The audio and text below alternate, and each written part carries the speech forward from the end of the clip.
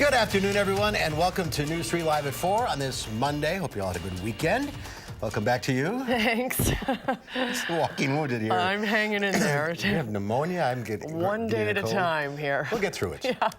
So, speaking of medical things, start thinking of a question because Dr. Zorba will be along. I think we'll maybe tie up all this time with our own questions. I was just going to say that. That's good news. We'll let you know when it's time to call in for questions for Zorba. But first, here's what's making news on this Monday. It's official. Milwaukee will host the National Democratic Convention in the summer of 2020. We'll have reports from Jessica Arp and Rose Schmidt. President Trump proposes a $4.7 trillion spending plan. He's depending on optimism, accounting shuffles, and some big cuts to domestic programs to get it all done. And a new study suggests a simple eye test could diagnose Alzheimer's disease. Let's take a look outside today. Boy, it was nice to see the sun. You know you're in Wisconsin when 35 feels warm. I know, it's true, but there's still a little ice out there. I don't know. I'm nervous in the service these days with ice on the ground. I don't blame you, but we're all getting a little spring fever, including Chris Reese, who's in the backyard. Looking up from here. Yeah, it really is. The birds are out, the squirrels are out, and the sun is certainly out on this Monday. I think a lot of us have been able to enjoy that. The temperature right now, 36 degrees in Madison, or another way to look at it, just 4 degrees away from 40. So we are certainly seeing those temperatures finally starting to go in the right direction.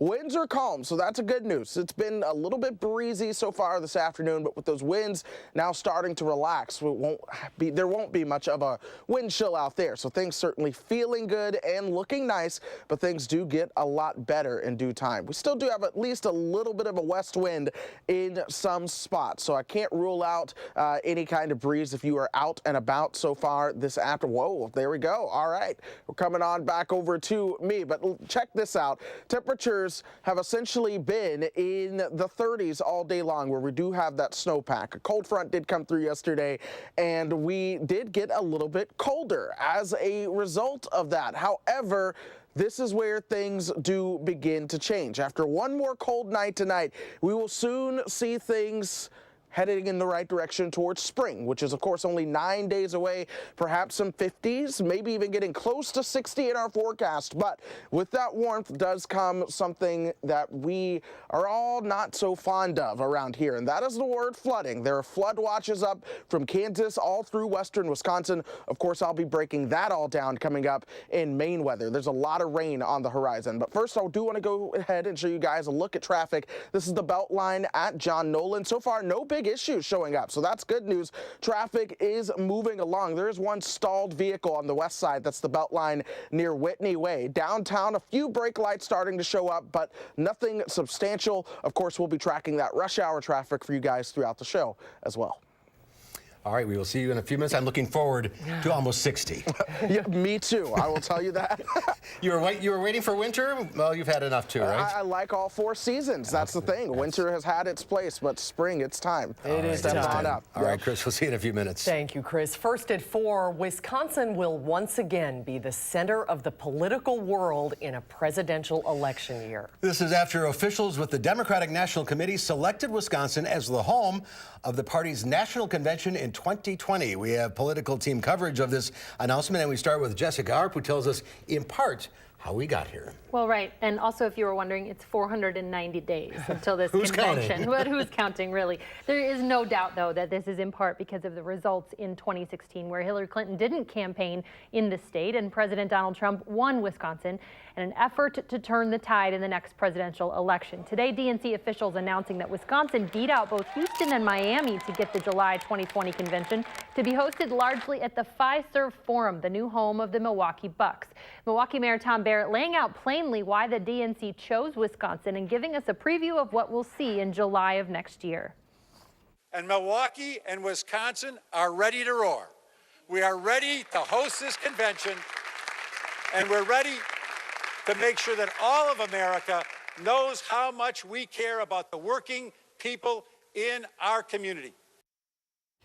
That focus on working people is in part what may have won Milwaukee this convention over other cities, as Miami had been touting its ability to more effectively entertain larger DNC donors. Barrett said today that the city began preparing their case to host in 2013 and obviously had to make the effort to have a new arena to host it in. He made a note about new hotels in the city since then as well, but already that's where some doubts lie about how prepared the city and really the entire state may be to handle the influx of some 50,000 people the third week of July of next year. It seems crazy to people who haven't ever been to these before, but they have to book hotels out for miles. I mean, when we've been to conventions in Tampa, we stayed an hour and a half from the convention center and had to drive in every day. That's probably going to need to happen. So we're talking about, you know, things that could booked impact out. Madison, don't you think? Absolutely could impact Madison. And Chicago a lot. Yeah, I mean, if you look actually for that week in July of 2020, Madison hotels are 95% booked already. Yeah, we have that story coming up. Yeah, right. I mean, it's going to be pretty incredible, the reach of this. It's not just going to be isolated to Milwaukee. Right, all the media, everybody else. That's right, thousands of people. It's exciting. Thanks, Jess. Thank you, Jess. And Wisconsin's top leaders on both sides of the aisle are acknowledging the benefits the convention could bring to their parties and to the state as a whole. Former Republican Governor Scott Walker is calling the convention a perfect fit. Rose Schmidt joins us live from the state capitol with more reaction. Rose? Yes, well, the Republican Party of Wisconsin says it plans to reap the economic benefits that come with hosting an event of this magnitude. While Democrats are hoping this will further energize their base, they're calling it today a game changer for the state. Republican former Governor Scott Walker tweeted today, "Congrats to the city of Milwaukee," while also touting the deal he championed that brought Pfizer Forum to Milwaukee. He's hoping the event will light a fire under complacent Republicans. Meanwhile, Democratic Lieutenant Governor Mandela Barnes told reporters today he's proud to call Milwaukee his hometown and calls the convention an opportunity for the city and state. I think that this is absolutely the right call for so many reasons. As we know, every presidential election goes through the state of Wisconsin, and it's be a great place for us to pick our nominee. It's an opportunity to show what a battleground state Wisconsin is. It's also an opportunity to show the people of Wisconsin a front row seat, just how far left the Democrat Party on a national level has gone. And Democratic Congressman Mark Pocan says it's significant that his party is paying attention to the Midwest heading into 2020 election, while GOP U.S. Senator Ron Johnson tweeted that the convention could provide motivation to re-elect Republicans. Now, GOP strategists say you can expect to see counterpoints offered from Republicans to contrast what they call the, quote, socialism coming from the National Democratic Party. Back to you. Rose Schmidt live at the Capitol. Rose, thank you. And Milwaukee will not have enough hotel space to accommodate the thousands of people they expect for the DNC, and that, as we mentioned, will affect Madison hotels and Airbnbs. And as Jess mentioned, 95% of hotels in Madison are already booked for the Democratic National Convention. Many Madison hotels made a commitment to block off rooms as part of the Milwaukee bid. Organizers with Destination Madison predict millions of dollars will be made during that time. The Midwestern hospitality, I think, is another probably big reason why they'd like to come here. They will be treated fairly and be welcome and be warmly greeted. Deb Archer added that there are two other small conventions going on in Madison during the DNC that she expects may create more demand for hotel accommodations. President Trump is setting up another fight with congressional Democrats over the border wall with his 2020 budget request. Mola Lengi has more from Capitol Hill. President Trump delivered his 2020 budget proposal to Congress Monday, asking for $8.6 billion in new funding for his long-promised border wall. He thinks it's important to secure the country. It's one of his most basic constitutional responsibilities. The funds would go towards building more than 700 miles of barrier along the U.S.-Mexico border. Cuts to domestic programs, including Medicaid, would pay for it. We need to continue to secure the country. We need to continue to secure the border. We're not going to be bashful about that. Democratic leaders are already pushing back. In a statement, Senate Minority Leader Chuck Schumer called the proposal a, quote, gut punch to the American middle class and a handout to the wealthiest few. President Trump's pursuit of border wall funding led to a record-breaking partial government shutdown earlier this year, something that could happen again in the fall. Senate Republicans are set to vote this week on a resolution passed in the House blocking the national emergency the president declared to finance the wall. Let's not forget the only reason he has the authority to call a national emergency is because Congress gave him the right to do so. They failed to do their job. The president's fulfilling his duty. In a tweet earlier, President Trump urged Republicans to stand with him, saying in part, it's about border security and the wall, stopping crime, drugs, etc. Mola Lengi for News 3 Now on Capitol Hill. Only the House has the authority to originate revenue and appropriations bills, meaning that Democrats will have a lot to say in what actually makes it into the 2020 budget. The United Nations Secretary General says at least 21 UN staff members died in that Ethiopian Airlines crash on Sunday, along with an undetermined number of people who had worked closely with the world body. Moments of silence were held inside UN headquarters in New York this afternoon. Many of those who died were traveling to the UN Environment Program Assembly in Nairobi that opened today. Search crews have recovered the black boxes from the plane. They were found in a debris field near Ethiopia's capital. 8 Americans were among the victims of Sunday's crash. It's the second deadly crash involving a Boeing 737 MAX in less than 5 months. I would not be reluctant to get on a 737 MAX, but I assure you the manufacturer is terribly concerned about this. About 350 737 MAX jets are in service around the world. China and Indonesia regulators have temporarily grounded those planes. In the United States, American, Southwest, and United Airlines fly more than 60 of the planes. None of those carriers have announced plans to ground them. New research suggests a quick eye test could one day help doctors diagnose Alzheimer's disease. 97-year-old Scott Hughes and her sister Virginia are identical twins. Virginia was diagnosed with Alzheimer's last year, with one twin having Alzheimer's and the other one healthy. Researchers at Duke Eye Center studying the link between eye and brain health thought the sisters were a good case to examine further.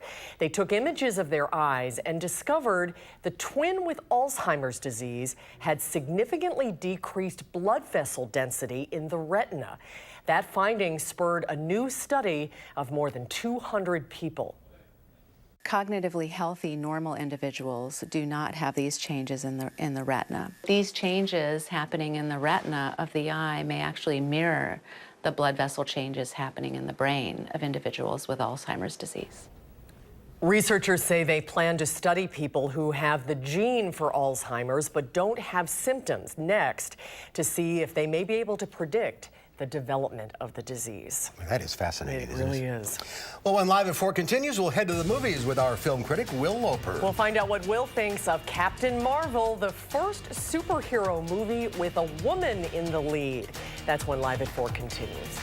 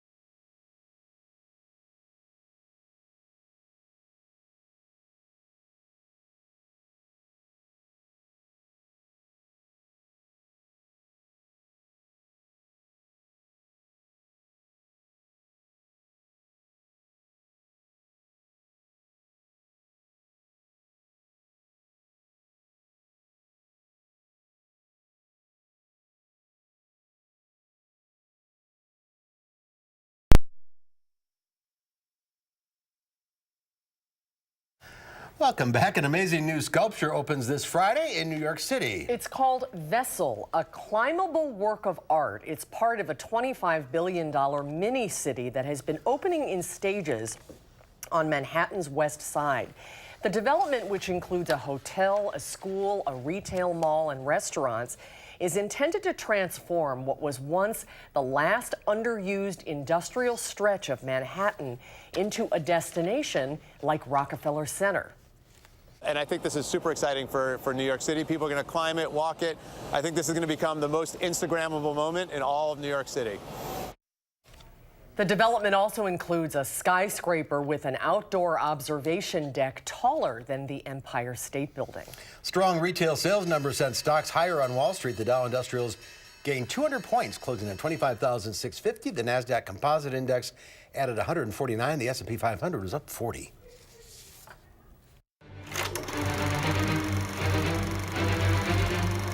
Your life began the day it nearly ended. We found you. With no memory, we made you one of us. So you could live longer, stronger, superior. You were reborn. I'm not gonna fight your war. I'm gonna end it. That was a clip from Captain Marvel, one of the newest movies to fly into theaters. Does it go higher, further, faster? Here to let us know is our film critic, Will Loper. Hi, Will. Hey, guys. All right, so it's been long overdue, but finally we have the first female-led superhero from Marvel Studios, and it's filled with humor, action, and a fantastic performance by Brie Larson, who kicks alien butt and takes names along the way. So Brie Larson plays Carol Danvers, who crash lands on an alien world without any memory. Jude Law trains her, constantly telling her how much she needs to keep her emotions in check. This planet is a Kree planet who are fighting the Skrull, shapeshifters who land on a planet and take it over. Now Danvers goes to Earth to find the Skrulls before they find a Dr. Wendy Lawson, played by Annette Bening, who may be key to Carol's past and lost memories. We also get Goose the Cat, who may or may not be from Earth. Now this takes place in the 90s, so we get tons of fun 90s references like blockbusters and internet cafes running on dial-up. We also get a Samuel L. Jackson de-age, and let me tell you, this de-aging technology in movies is getting scary good. Sam looks like he just walked off the set of Pulp Fiction, minus the hair. This is a fun, action-packed adventure. It's another solid entry for the Marvel Universe, but more importantly, it gives little girls a female superhero to root for and look up to in a standalone movie that's sorely been missing for the past 10 years and 20 movies in the Marvel Cinematic Universe. That's exciting. And this struck a chord.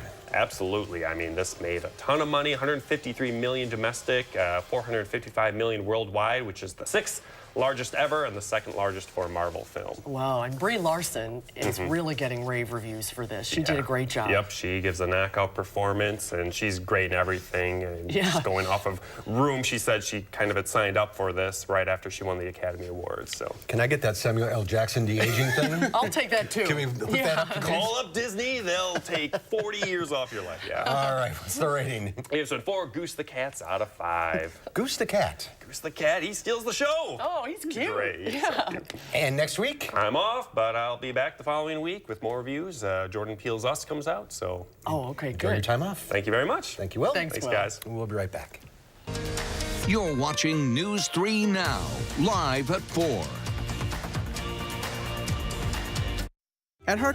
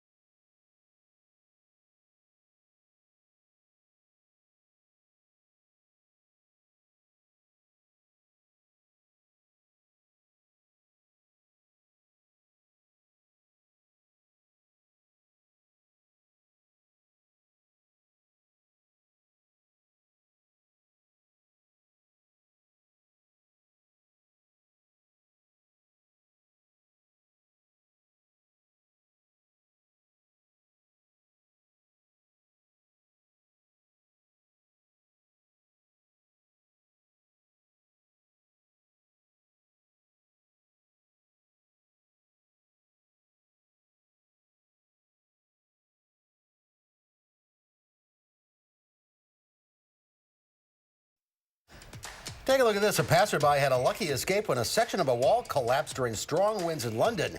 The huge pile of bricks missed the man by seconds. Gale force winds and heavy rain hit parts of the UK over the weekend, with more stormy conditions forecast the next few days. That guy should keep walking and go buy a lottery ticket. Yes, he should. Seriously. Very lucky. That would have hurt. Well, now we've sprung forward an hour. Is everybody tired? I'm tired. Isn't it amazing what a difference it makes on, Just 1 hour. It really does. So we could all use a little nap to make up for that lost hour of sleep. That is why Monday today is National Napping Day. The day was created in 1999 by a Boston University professor and his wife to highlight the health benefits of taking a nap. So go ahead, find a cozy spot, and take a late afternoon nap. I'm going to take that nap, probably after this show. But, that's just going to be my sleep before I come into work tomorrow morning. That guy have a thing of Mountain Dew next to him? How's he sleeping? I couldn't tell you. All right. Well, I guess the upside is it's light until what? Yeah, almost 7 o'clock at night? So it's going to be a lot harder to get to sleep on time with the sun being out. That's the downside of working this late shift into the early mornings. It's hard to go to bed, but I'll tell you what, this forecast is rather exciting coming up, and I can't wait to share those details with you guys. I'll have all of it after the break.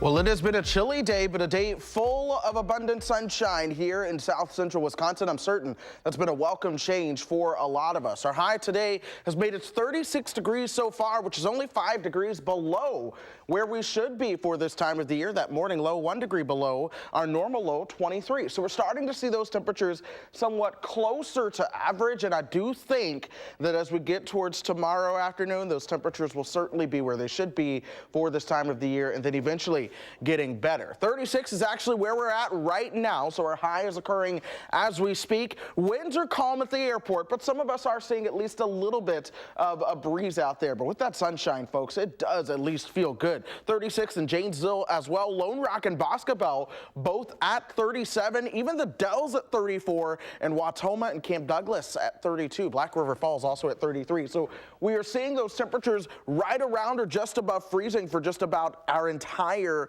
viewing area. No one being left out on this one. That's actually great news. And a lot of these temperatures a couple degrees warmer than they were 24 hours ago now, even though a cold front actually did come through the weekend. That's actually why we have that west to northwesterly wind for the spots that at least do still have some wind blowing out there. Now at 3 miles per hour for us in Madison. Now as we go through the next 12 hours, those temperatures will come down almost dramatically, especially with high pressure in control. That is going to allow the air to really cool off. We're going to lose a lot of that heat into outer space, and so temperatures will fall into the teens overnight tonight. That high pressure stays in control for us, allowing that. But as we head into Tuesday morning, what actually happens is this works its way towards the east just a little bit. That starts to pump in some southerly wind flow in here along with warmer temperatures. Notice the cloud cover starting to increase as well. But that really gets ramped up as we go through the middle of the week. What we're going to watch develop is this region of low pressure around the Rockies. Now this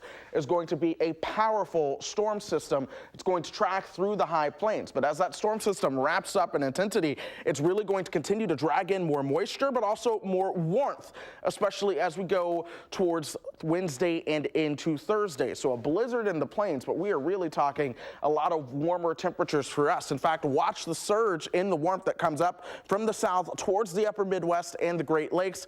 Enjoy that, though. We will have some cooler temperatures coming back down behind that. But let's focus on that warmth we're going to see for just a little bit. Here we are on Tuesday afternoon, temperatures in the 40s for us.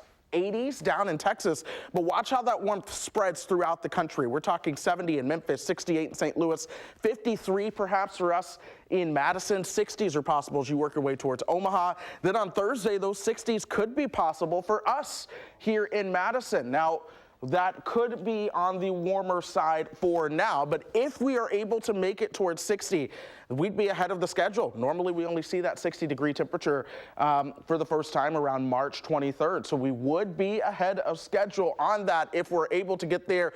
Right now, we have your Thursday high at 55, but that's going to be something to watch. A cold front comes in Thursday night into Friday, so temperatures are going to come back down, but still we're talking upper 30s and lower 40s, so barely a couple degrees below average, but still a lot warmer than the temperatures we have seen as of late. But I think the bigger story outside of the temperatures is that things are going to be gross and foggy. That's something to keep in mind. It will be warm, but a lot of rain's going to come through, and with that snowpack melting, a lot of fog is going to be in play as well. This is Wednesday, and then into Wednesday night, some very heavy rain comes through, perhaps some lightning and thunder as well. That rain continues into Thursday, and then we start to cool things off. You see the possibility of a mix and some snowflakes moving back in across the north. But we could see a lot of rainfall out of this, perhaps more than an inch of rain when all is said and done by the end of the week. And so with the ground that is still very frozen, that could lead to some localized flooding issues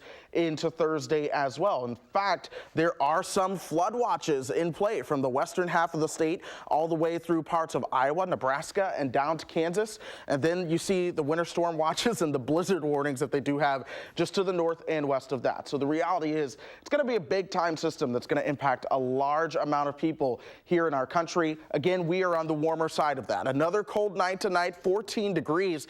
Into tomorrow, we will start to see that warming trend take place. Temperatures topping out right around 44 degrees or so. And then here we have it with the warmth, folks. 51 on Wednesday, lightning and thunder, 55 expected for Thursday. We could see a brief wintry mix early on Friday, but then again, the weekend looks fantastic. We've had a lot of rainy weekends lately, and perhaps we could see some sunshine on a weekend for once. Temperatures staying in the upper 30s and low 40s as we go through the rest of the forecast.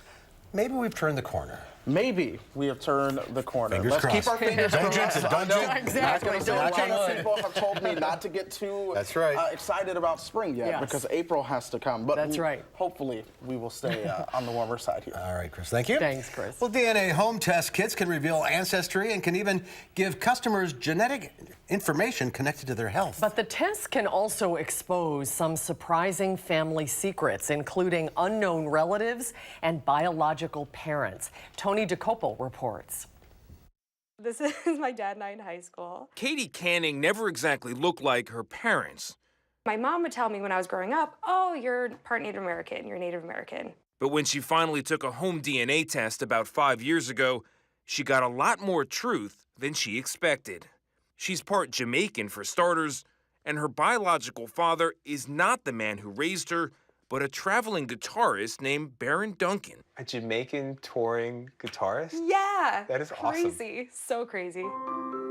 I found my birth mom with 23andMe, just to get to hold her again. Canning is one of millions who have turned to home DNA tests and one of many who have had their sense of identity shaken by the results.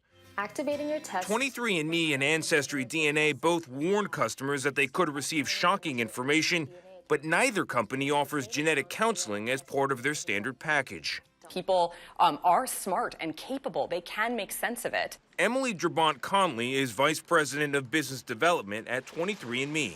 She believes customers can handle genetic information just as they do the results of other home exams. People take a pregnancy test at home, and if it's positive, which is significant information, they then take the next step of talking to a doctor, and we think that DNA tests are very much in the same vein. Ancestry DNA says it takes the potential impact of complex discoveries very seriously and has a team available for people with more sensitive queries. But DNA tests also raise questions about privacy. 23andMe says it won't share customer medical data with third parties unless given explicit consent. And the company says it uses two-factor authentication and encryption to protect genetic results and has never been hacked. But privacy expert Peter Swire says just one breach would be hard to fix. If you have a credit card stolen, you cancel it and you get a new credit card in 2 days.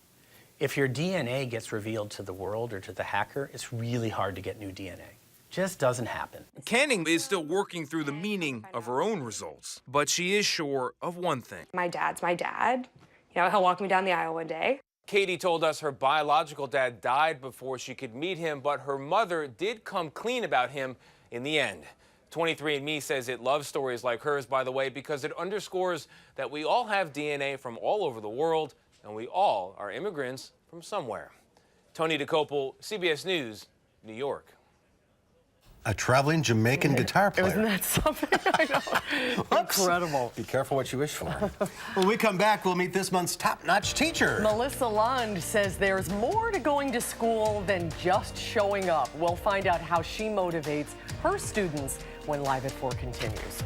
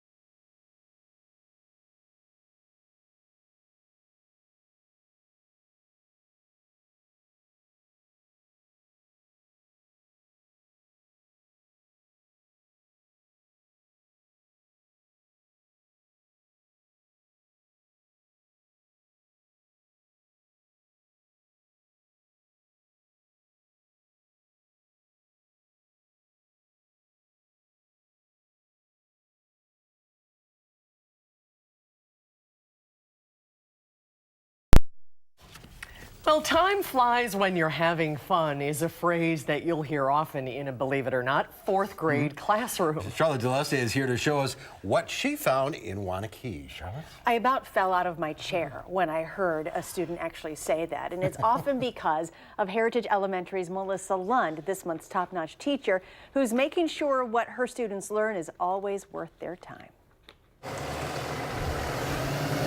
Teaching is more than just coming to school. Our right angles are 90 and acute angles are what, Amira? It's about creating an environment where kids want to learn. You have to have fun. You have to connect the lessons to the kids personally. That's how they'll buy in. Melissa Lund has been getting students to buy in for 19 years, 6 years here at Heritage Elementary in Wanakee. As a fourth grade teacher, she's learned which angle works best for her students. So when you show up every single day, you need to be on. You need to be present. You need to be there for them. And you need to make everything worthwhile for them. And if you don't make it something that they can connect to, something that they can enjoy, you've lost them at hello. And to make that happen, Melissa insists on getting to know her students on a deeper level. The key to that is knowing their personal story. It can be a good story, a bad story, an interesting story, a fantastic story. Whatever you do, you have to make it personal for them. You have to, when they come in, I'm here for you. Once that connection, that deep understanding is made, then something magical happens. All of a sudden, it starts sinking in, and you're like, yes, it finally stuck. It finally stuck. And if you want to know what that aha moment looks like, 3, 4, 5, 6. Right, so like a ruler. there it is. It's moments like this that get Melissa so excited she could burst. I was like, say it again. Oh my God, say it again. That was like the yes, it sunk in moment. But I had to keep myself composed. As a mom of 16-year-old twins, having an additional 25 kids to love and help shape is something she would not trade for anything. There you go, my love. Every single one of my students is important to me, and every single day I show up, and I show up for them. These kids are amazing, and I tell them that every day. You're amazing. You're awesome, because they are. What a connection. She is amazing. She truly is. And, you know, they were working with protractors. I wasn't that good with protractors. No. I learned something in that class. I was like, this is fantastic. Oh, the light bulb went off? Oh, I had that aha moment several times. I'm like, pick me. I can understand this now. No, it was fantastic. And all those kids, they were literally like, oh, we have to end now? It's time? See, like, you don't even know you're learning when you're having that it's like, let's fun. Bottle this up, right? Yeah. And spread it out. It was great. So congratulations to you, Melissa. Amazing teacher. And if you want to nominate somebody? Up channel3000.com, click on the education tab, and you will eventually get to top-notch teachers. Really easy to find out. All right. Thanks, Charlotte. Thanks, Charlotte. Thank you. Well, do you have a medical question? Well, your elect Dr. Zorba Pastor is standing by, ready to take your calls. The phone number is 270-9933. Zorba is standing by. Hi, Zorba. What are we talking about today?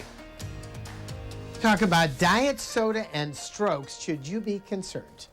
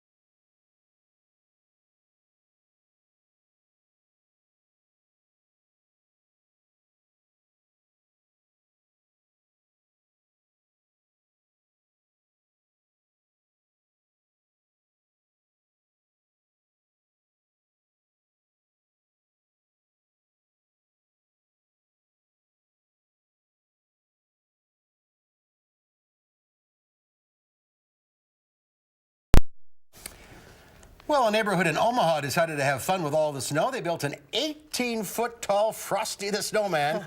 The two neighborhood families began working in it on Saturday afternoon, and believe it or not, it just took a few hours to complete. Oh, that's great. He's going to go on a diet, though, probably over the next couple days. Well, we're taking your calls now for Dr. Zorba Pastor. If you have a question, the number to call is 270-9933. Dr. Pastor joins us from his clinic in Oregon. Hi, Zorba. Hi, good to see you guys. Good to see you as well. While we're waiting for some of the calls to clear, let's talk a little bit about the article you wrote in the Sunday paper about diet soda and strokes. Right, what was that about? Right. Well, this has to do with the Nurses' Health Study. And the Nurses' Health Study is a long-term study looking at women and looking at their health over a period of time. We've gotten a tremendous amount of information about that, about aspirin with women, hypertension, diabetes, and so on. And one of the things they found was an association between diet soda and stroke. And if you had diet soda on a fairly regular basis, you appeared to be at a higher risk for stroke. Now, here's the interesting thing.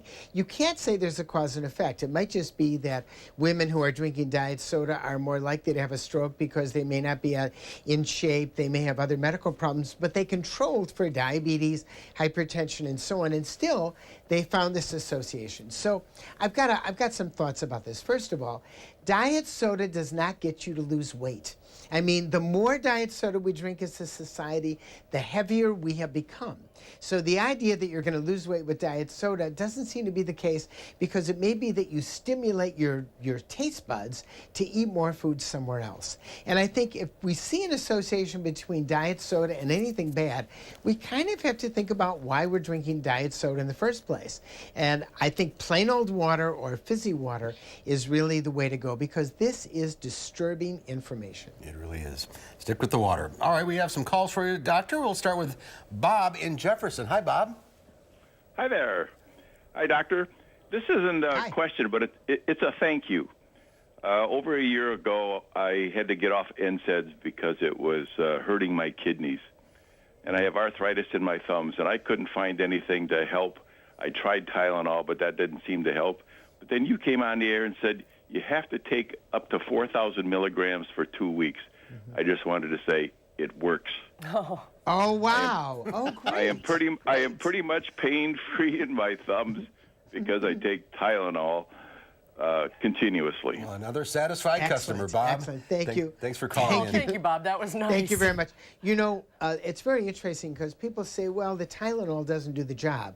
Tylenol, which is acetaminophen. But if you're a non-drinker, you can take 4,000 milligrams a day. If you drink more than 2 drinks a day, then we limit you to about 2,000 milligrams. And there's an 8-hour acetaminophen that's out there. And so you take 2 in the morning when you get up, 2 at night when you go to sleep, and 2 in the middle of the day. The drug is very effective in that dose, and this is a great example. So it's nice to get a thank you. I really appreciate that. Great. All right, let's go to Nancy in New Glarus. Hi, Nancy. What's your question? Hi, and thank you for taking my call. You bet. Wondering what depletes vitamin B12 and what foods are there that can maybe help build it up? Well, nothing really depletes vitamin B12. You only need minuscule amounts of B12. B12 only comes from animal sources, by the way. And so many vegans, because they use vegetable sources, will take a B12 vitamin to bump themselves up. But believe it or not, even if you're a vegan, it turns out you have an animal source, and those are insects that we find in the actual things that you're actually eating, insect parts. But getting back to it, nothing really depletes B12, but it's possible you're not absorbing B12 from your small intestine. And if there's a question, it's very easy to do a B12 level and see what's going on. Okay, let's go to Lori in Stoughton. Insects. Insects, yes, yum. Lori in Stoughton, go ahead. Hi, this is in regards to your article that you had in Sunday's paper. My husband and I don't drink diet soda, but we do put sucralose in a teaspoonful in our coffee every day. Is that as harmful as a diet soda?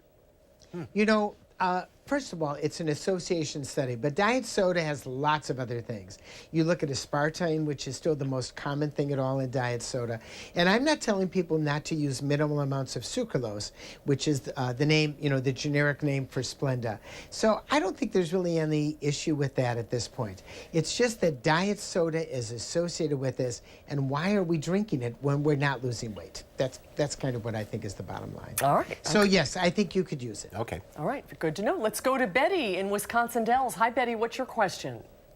Yeah, my question was, how long does you have pneumonia after you take your antibiotics for the 6 days that you're prescribed? You mean how long does it take you to get better? It can take a while. When you get pneumonia, it's very serious. It could take 4 to 6 weeks before you back up to normal. Pneumonia is a serious cause of death in this country. It's always been a serious cause of death. It just takes a while to rebound. So hang in there, eat well, do right, do some exercises, and realize it doesn't go away at the end of the antibiotics. It usually takes a month longer. It's been a bad year for that. You got that, Susan? Yeah. Yes, Bad that's year. right. All right, well, thank you everyone for calling in. Zorbeth, thank you for your time. Thanks, Zorba. Good to see you. My pleasure. We'll have a final check of your forecast coming up.